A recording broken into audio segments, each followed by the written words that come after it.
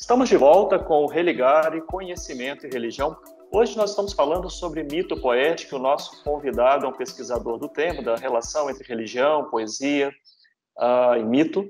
Estamos conversando com Alexandre Sugamosto. Alexandre, você estudou um autor brasileiro, né? Um escritor cearense, o Gerardo Melo Mourão. Conta para nós um pouco sobre esse autor, né? Pouco conhecido, não, no cenário nacional? Pouco conhecido, é um autor que é misteriosamente pouco conhecido. Existem poucos trabalhos também a respeito da obra dele, poucos trabalhos acadêmicos.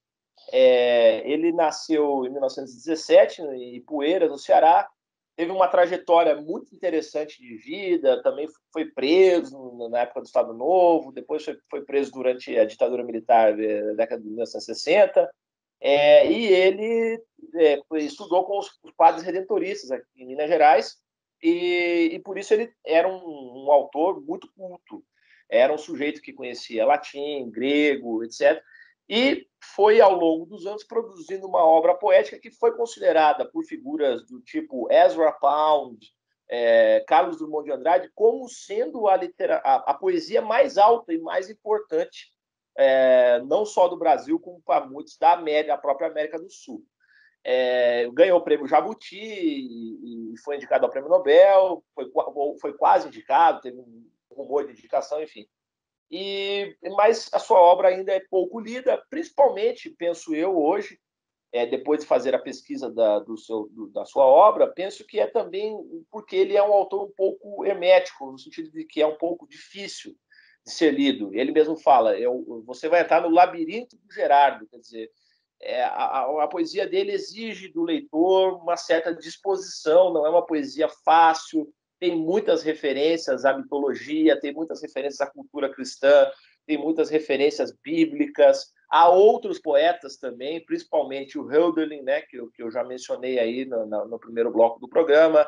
Há poetas alemães, enfim. Aí ele usa termos do grego antigo, termos do latim, do inglês.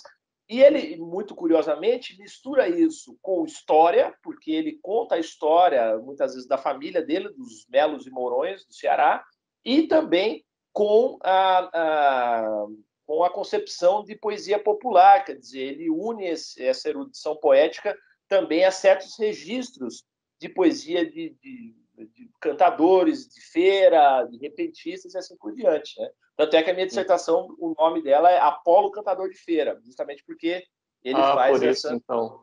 essa mescla, isso. Bom, você analisou uma trilogia dele chamada Os Peãs, né? Esse termo peãs está relacionado a essa vastidão cultural aí que você disse que ele costuma abarcar na obra dele. O que é esse termo, peãs?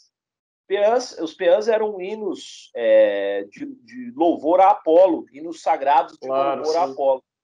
Então, o Gerardo, seguindo o que eu falei sobre o Dirhan nos ensina, bom, vamos analisar o título da obra e ver se ele nos aponta algo. Então, os peãs já aponta que tem alguma relação com os gregos, alguma relação com Apolo, alguma relação com divindades e alguma relação de um canto que tem a ver com as divindades, de alguma maneira. Então, eu comecei também por aí.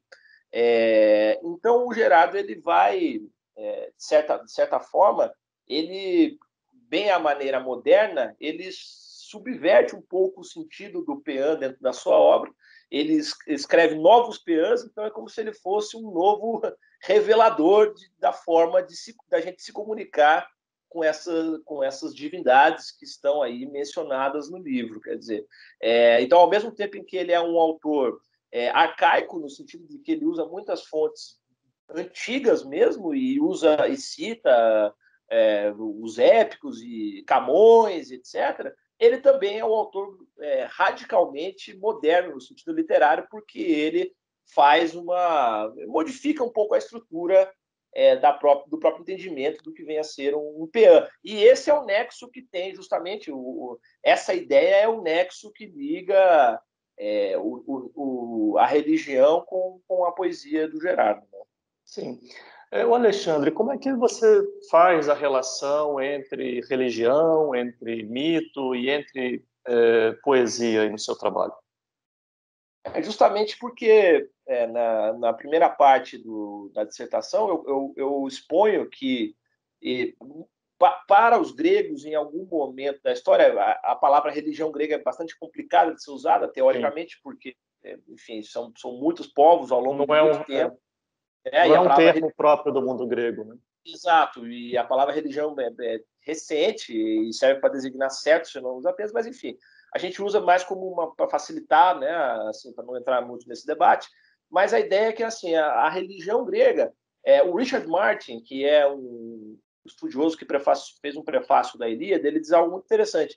Nós costumamos acreditar que os gregos, de fato, em algum momento, acreditavam naqueles deuses que estão nos mitos. Quer dizer, então, o Martin coloca de uma forma muito simples algo que é o ponto.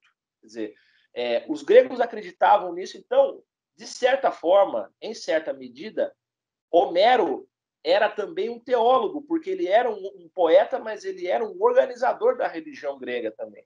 Quer dizer, a partir de Homero, nós temos uma sistematização dos deuses, das hierarquias, das genealogias dos deuses, o que para a gente hoje é algo muito estranho. Quer dizer, como é que um poeta pode exercer um papel profético, teológico, e aí tudo isso para dizer que a questão da religião grega, ou do que os gregos acreditavam, ela, para nós, ela é muito diferente daquilo que nós costumamos entender. Quer dizer, que ter um poeta, para a gente, é alguém que escreve um texto bacana lá.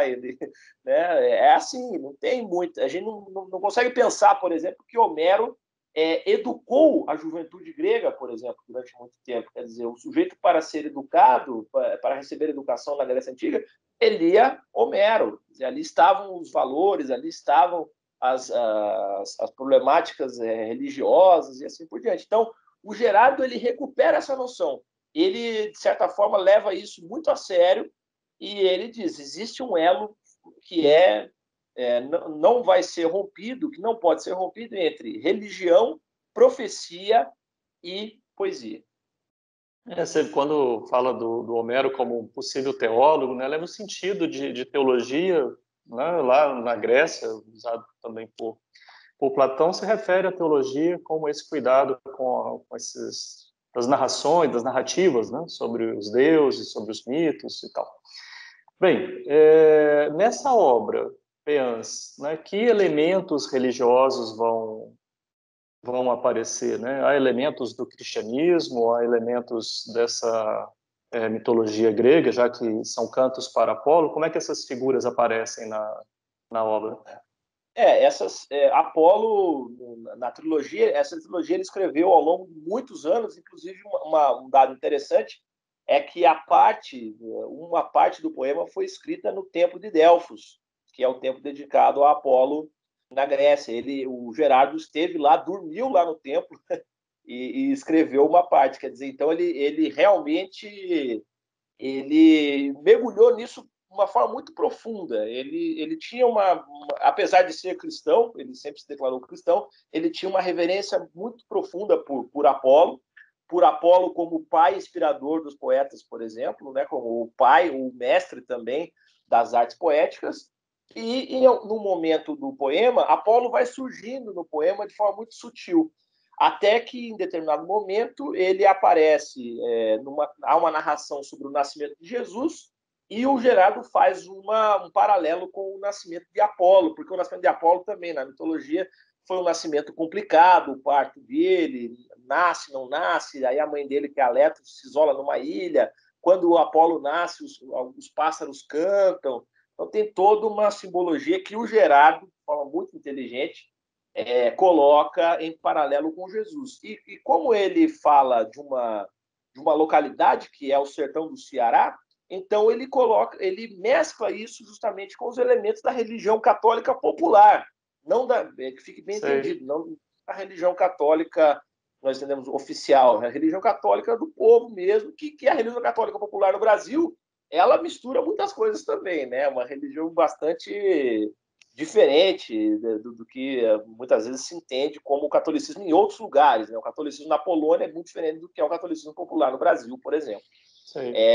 Então, o Gerardo ele consegue trabalhar esses temas dentro da sua poesia e ligar isso sem que o poema em si seja exatamente religioso, porque esse é um ponto importante. Alguns autores escreveram poemas que são poemas religiosos, às vezes eles eram religiosos, né? Por exemplo, Hopkins era padre, escreveu lá poemas que têm, muitas vezes, um cunho religioso. O Gerardo não escreve um livro sobre religião, não é um poema sobre religião, mas o elemento religioso está sempre presente de uma forma ou de outra, permeando, né, as narrativas. Será que você consegue, em um minuto, falar da importância e o lugar da mitopoética no campo da ciência da religião? Eu acredito pouquíssimo tempo nós temos para acabar o programa. Vou tentar fazer uma pílula aqui, né, como diz. Eu vejo que a mitopoética é uma ferramenta muito interessante, porque até então, na ciência da religião, a gente tem assim, um vasto conteúdo de trabalhos que ligam teologia com religião. Quando nós saímos do campo da teologia, nós ainda não temos muitas ferramentas para lidar com textos religiosos ou que dialoguem com religião que não são cristãos. Quer dizer, então, nós temos um problema de metodologia. E eu vejo que a mitopoética, a mitocrítica do Dirhan, com esses passos, com essa decodificação que ele faz, é uma ferramenta que pode ser muito útil para que se abram novas possibilidades aí epistemológicas. Ótimo.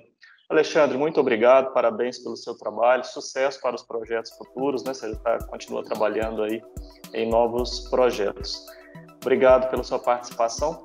O Religar é um projeto de extensão do Programa de Pós-Graduação em Ciências da Religião da PUC Minas. Para saber mais sobre as nossas atividades e cursos, você pode acessar a nossa página que está em pucminas.br/ppgcr. Religar de hoje fica por aqui. Um abraço muito cordial e até a próxima semana com o novo Religar e Conhecimento e Religião.